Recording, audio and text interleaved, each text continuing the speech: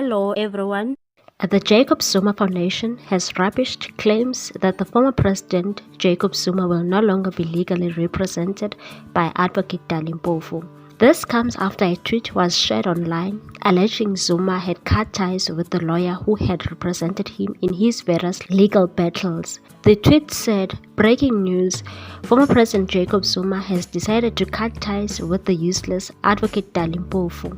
No more will his services be utilized by Zuma." The Jacob Zuma Foundation spokesperson Dali Mpofu said the post was desperate fake news. He said it must be discarded. There is no such a thing.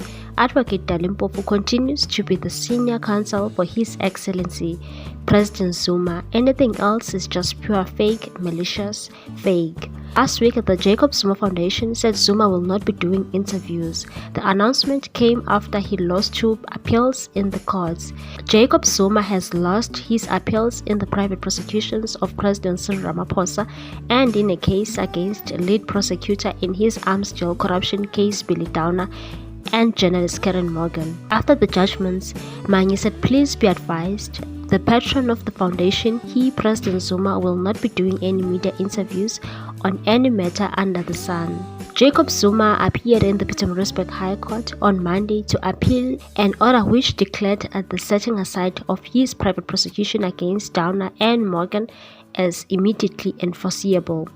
In delivering the judgment, Judge Gregory Kruger said the former president's appeal had no merits, adding the court stood by its original reasons and conclusions, did not believe another court would come to a different conclusion. Less than 24 hours later, the former president suffered a second court loss after his leave to appeal application in his private prosecution of Ramaphosa was dismissed. Share your views on this one, people. Thanks for watching. Please subscribe for more news.